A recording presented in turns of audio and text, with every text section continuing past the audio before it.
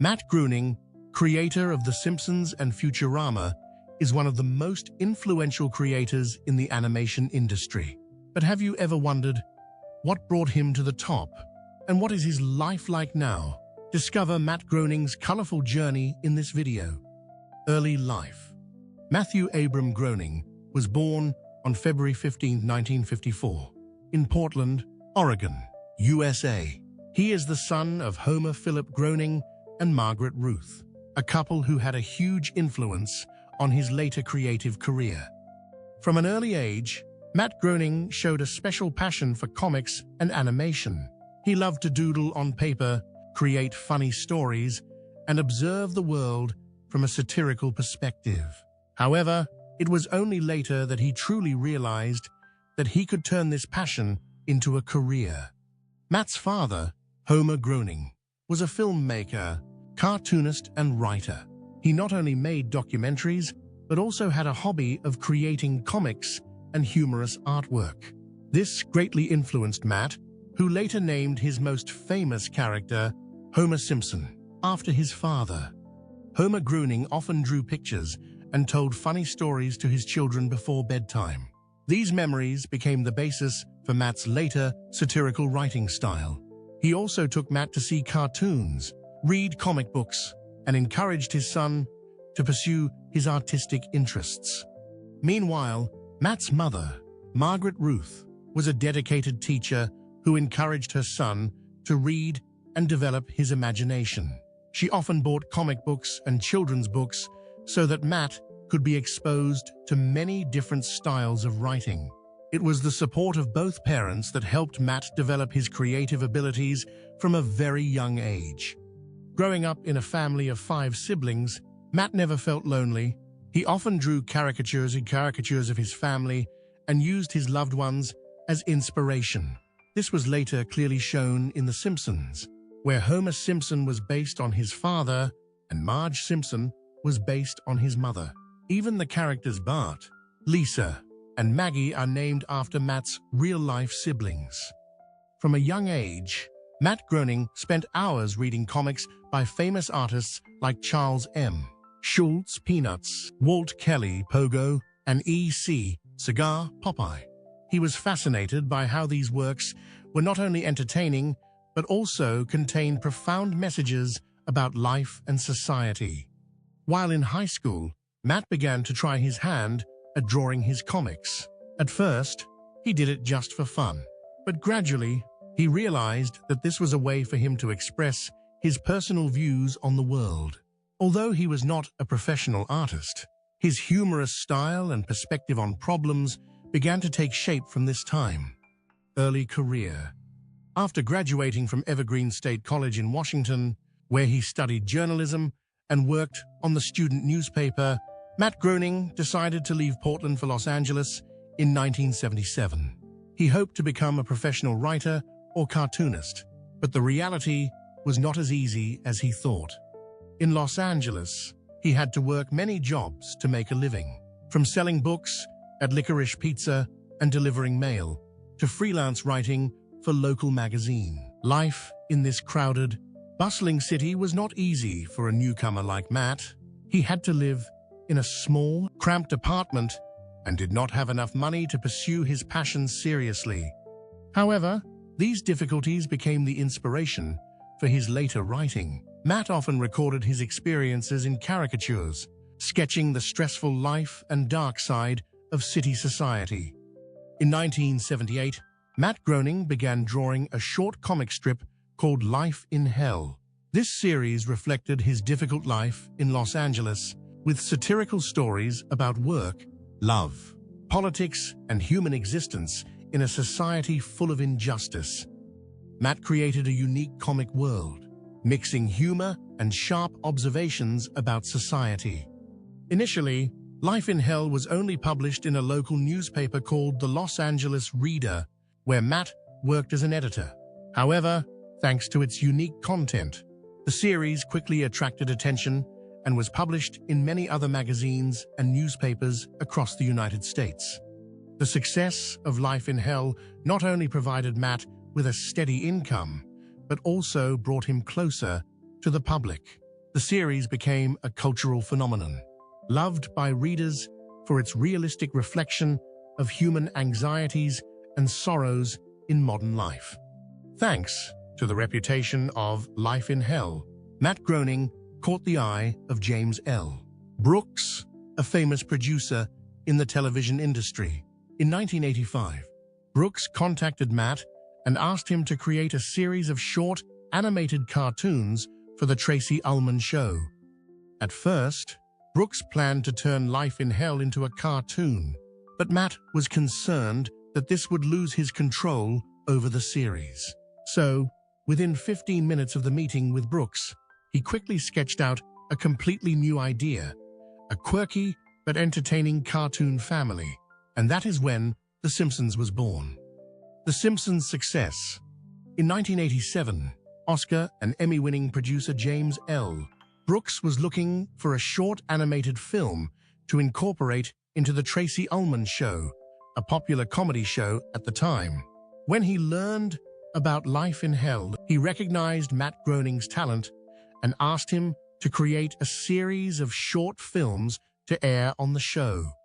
However, Groening realized that if he used Life in Hell, he would lose the rights to his work to Fox. Not wanting to risk the future of the series that had made him famous, Groening decided to create a whole new group of characters right in Brooks' office, just minutes before the meeting. Inspired by his own family, he sketched out The Simpsons. The main characters are Homer, after his father, Marge, his mother, Lisa, Maggie, his two younger sisters, and Bart, an anagram of brat. All of them have exaggerated personalities for comedic purposes and reflect satirical aspects of the American middle-class family. The Simpsons shorts first debuted on The Tracey Ullman Show on April 19, 1987. Although they lasted less than 2 minutes, they quickly captured the attention of viewers with their humorous storytelling, simple but expressive animation style, and sharp satire of family life. After 2 years on The Tracey Ullman Show, The Simpsons proved its great potential. Seeing the positive response from the audience, Fox decided to turn it into a standalone television series, officially debuting on December 17, 1989, with the Christmas special Simpsons roasting on an open fire. Initially, no one was sure that an adult animated series could succeed on American television, which usually prioritized traditional sitcoms with real actors. But right from the first episodes, The Simpsons created a fever thanks to its bold approach, using animation to satirize thorny issues of American society. Unlike children's cartoons, The Simpsons aimed at adults with sharp content, satirizing popular culture, politics, media, and even the daily lives of the middle class. This new way of expression quickly attracted a large adult audience, paving the way for the explosion of adult cartoons later on. When the first season of The Simpsons aired in 1990, it instantly became one of the most watched television shows. The character Bart Simpson, with his rebellious personality and catchy phrases like, "Eat my shorts," quickly became a cultural icon. The Simpsons' craze spread from toys and clothing to related products such as books, comics, and music albums. The Simpsons Sing the Blues went platinum in 1990. Not only a commercial hit, The Simpsons is also highly appreciated for its art and content. The series constantly pushes the limits of television animation, using humorous but profound stories to reflect on social issues, from education, politics, and media to global issues such as climate change and economics. With its bold and intelligent approach, The Simpsons has become one of the most influential series in television history. Since its debut, The Simpsons has achieved a series of incredible achievements. It is the longest-running animated series in American television history, with over 30 seasons and over 750 episodes to date. The series has won over 35 Emmy Awards, along with countless other prestigious awards. The Simpsons was voted Best Television Program of the 20th Century by Time magazine in 1999. The character Homer Simpson, with his catchphrase, "Dough," has become one of the greatest pop culture icons of all time, even being included in the Oxford Dictionary. Not only stopping at television, The Simpsons has also expanded into other fields, such as film. The Simpsons movie, 2007, grossed over $527 million worldwide. With its rich content and sharp humor, The Simpsons is not only a television show, but also an indispensable part of global popular culture. Futurama and other projects. After the huge success of The Simpsons, Matt Groening wanted to try his hand at a new project that would take the animated comedy genre into a completely different context: science fiction. The result was Futurama, an animated series set in the 31st century, which was released in 1999. The idea for Futurama began to take shape in the mid-1990s, when Groening realized that most science fiction shows on television were serious or dramatic, while very few programs explored the subject in a comedic way. He teamed up with David X. Cohen, a longtime writer for The Simpsons, to develop the project. The title of the film was inspired by Futurama, a futuristic exhibition at the 1939 New York World's Fair.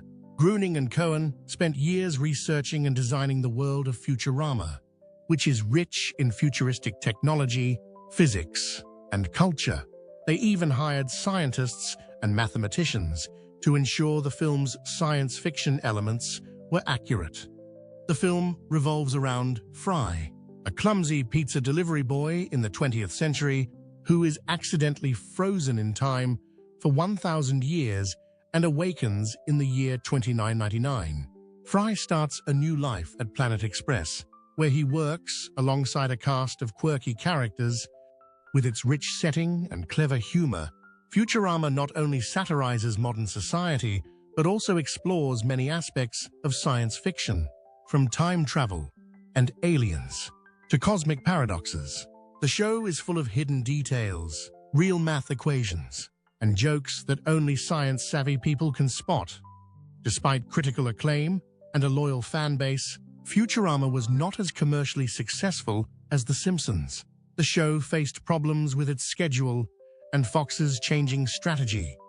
After 4 seasons from 1999 to 2003, Fox decided to cancel Futurama due to poor viewership. However, with enthusiastic support from fans, Futurama was revived in 2007 through 4 DVD movies: Bender's Big Score, The Beast with a Billion Backs, Bender's Game, and Into the Wild Green Yonder. These movies were later edited into television episodes and aired on Comedy Central. In 2010, Comedy Central officially brought Futurama back for 2 new seasons, which ran until 2013. After several cancellations and revivals, Futurama continued to prove its appeal. In 2022, Hulu announced that it would reboot Futurama with the original voice cast, continuing to bring new adventures to Fry and his friends. Although not as popular as The Simpsons, Futurama has left a deep mark on the animated science fiction genre.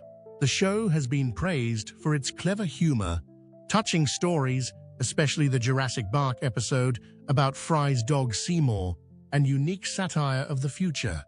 The show has won 7 Emmy Awards, including 2 for Outstanding Animated Program. Futurama has a loyal fan base, who regularly request a revival in online forums. Many of the show's terms and characters have become cultural icons, such as Bender's catchphrase, "Bite my shiny metal ass." Matt Groening's other projects. In addition to The Simpsons and Futurama, Matt Groening has worked on many other projects in the entertainment industry. After conquering the family sitcom and science fiction genres, Groening continued to try his hand at fantasy. Disenchantment debuted on Netflix in 2018, set in the fictional kingdom of Dreamland. The show follows Princess Bean, a rebellious, alcoholic girl, and her 2 companions, the elf Elfo and the demon Lucy. Disenchantment continues to exploit Groening's signature satirical comedy style, but has a longer storyline and focuses more on fantasy elements.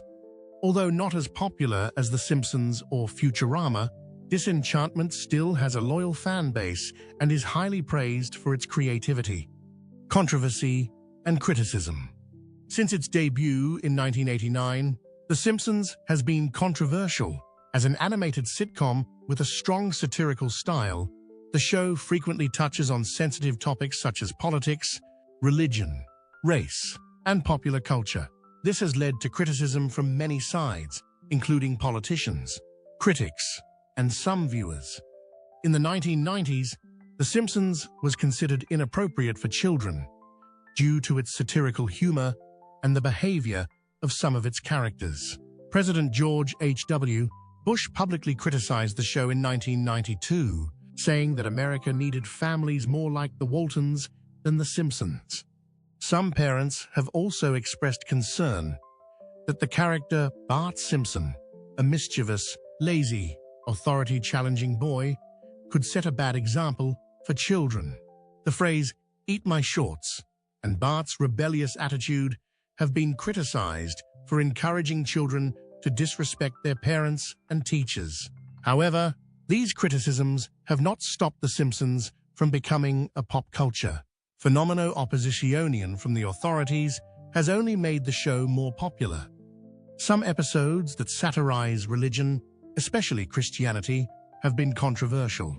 The character Ned Flanders, a devout Christian, is often portrayed as too conservative and easy to tease. This has led some religious groups to criticize the show for being disrespectful to faith. The Simpsons has also not hesitated to mock politicians. For example, the episode Sideshow Bob Roberts, Season 6, 1994, satirizes the American political system by having the villain Sideshow Bob rig an election to become mayor. One of the most politically controversial episodes was Bart to the Future, Season 11, 2000, which predicted that Donald Trump would become President of the United States. When Trump was elected in 2016, the episode became a phenomenon and caused many to revisit the show with new eyes. One of the biggest controversies surrounding The Simpsons is the way the show portrayed the character Apu Nahasapi Mapetalon, an Indian convenience store owner.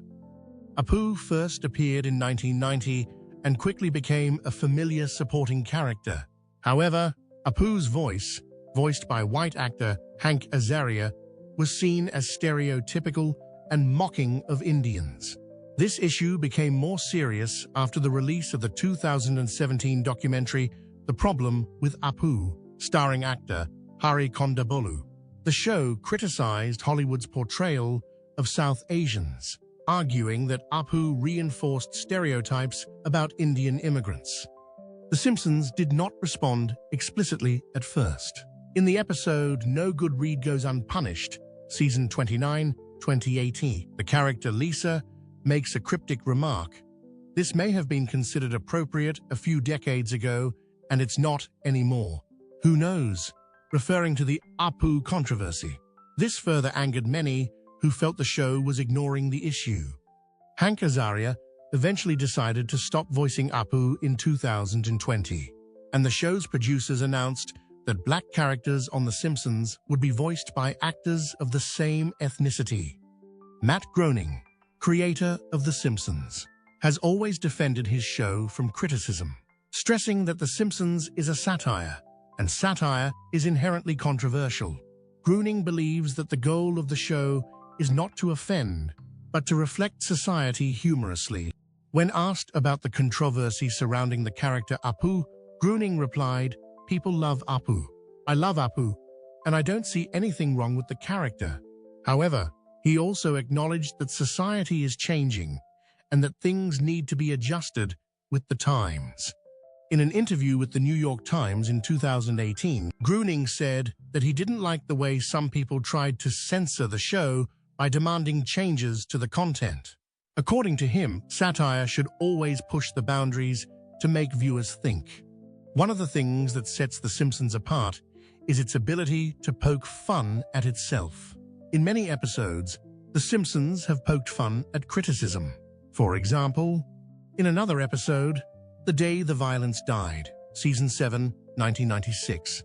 The show addresses copyright issues and litigation in the entertainment industry, reflecting real-life controversies The Simpsons has faced.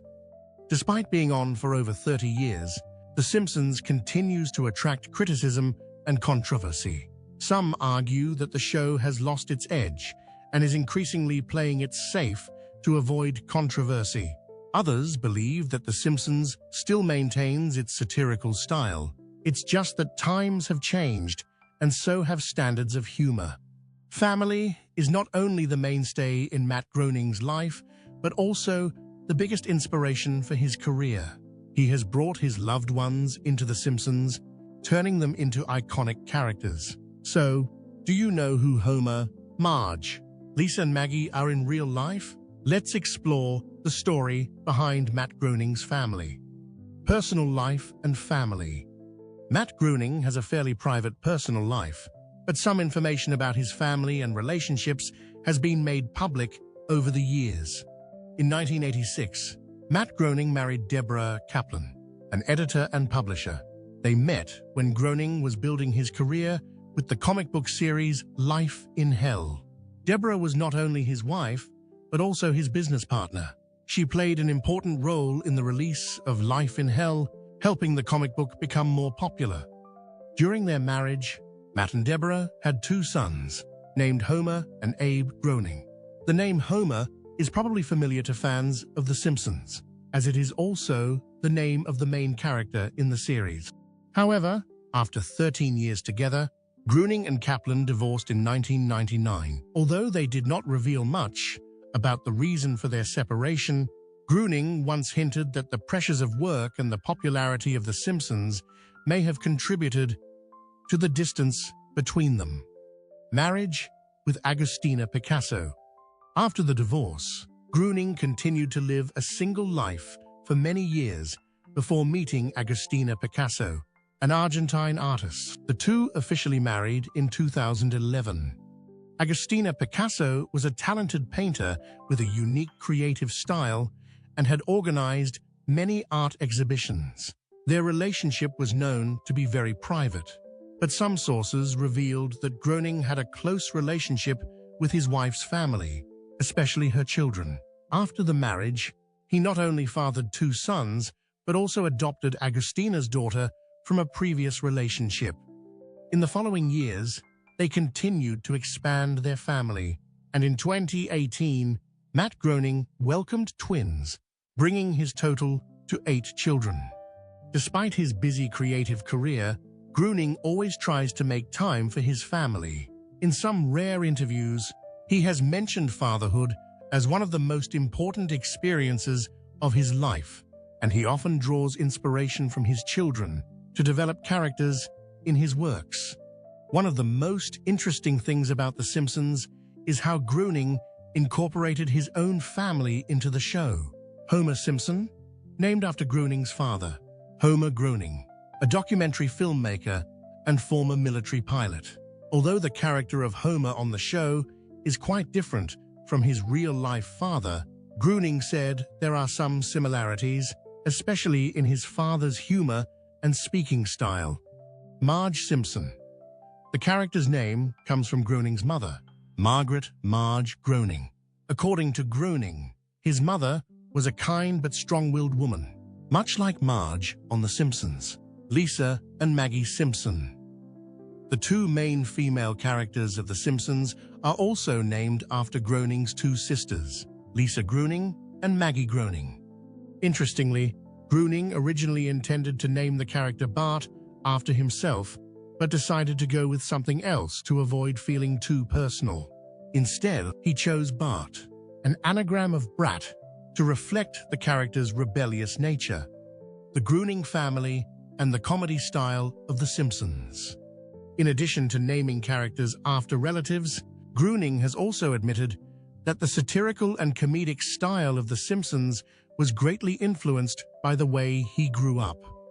His father, Homer Groening, had a sharp sense of humor and often teased his children. He was also a talented artist, and it was he who inspired Matt to pursue an art career. His mother, Marge, was more serious but always had patience for the antics of her husband and children. This is similar to how Marge Simpson in the show puts up with Homer Simpson's silly actions. Matt's two sisters, Lisa and Maggie, have very different personalities, and that is also reflected in The Simpsons. Lisa Simpson is a smart, bookish girl, just like her real-life sister, Lisa Groening. Maggie Groening, according to Matt, is quiet but very observant and has her personality. In addition to the name similarities, some of The Simpsons plots were also inspired by Groening's own life. In some episodes, The Simpsons have humorous yet very real moments, such as Homer trying to help his children with their homework but making a mess of things, or Marge having to play the role of keep the fire in the house. These are all things Groening witnessed growing up. Some episodes focus on the father-son relationship between Homer and Bart.